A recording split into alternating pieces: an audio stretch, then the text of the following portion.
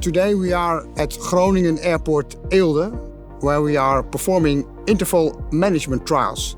These flight tests are performed with NLR's research aircraft, as well as with an aircraft of our partner, the German DLR.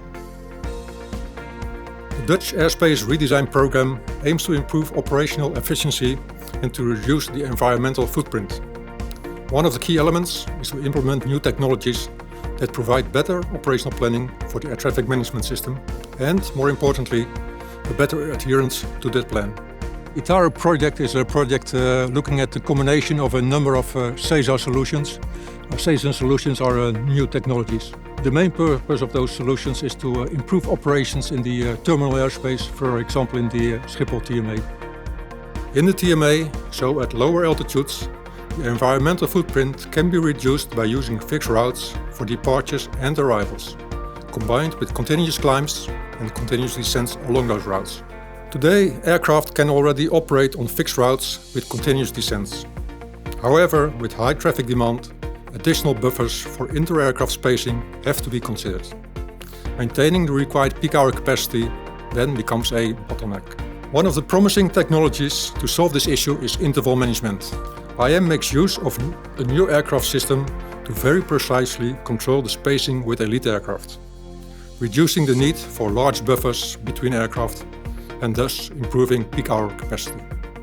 How does interval management or IM work? The air traffic controller clears an aircraft to follow another aircraft at a certain desired spacing interval.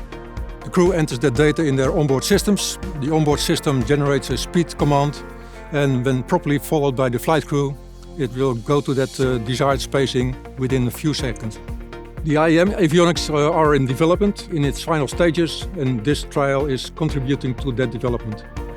In this flight trial, the DLR I-Star aircraft is our lead aircraft, and we are the following aircraft performing the IM operations. For these trials, we have modified the aircraft on a number of ways. In the cockpit, we have 2 additional displays installed. We fly this airplane for these trials in a single pilot configuration. The 2 additional screens are now in front of the co-pilot.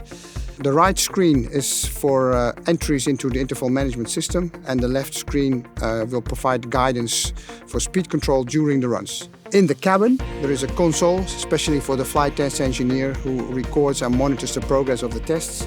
And on the top of the aircraft, we have installed a number of additional antennas, so this aircraft can communicate with other aircraft during the trial.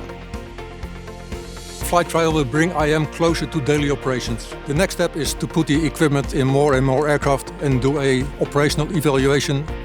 Then we can fly fixed routes with continuous descent in, for example, the Schiphol TMA, and thus bringing aviation to a greener future.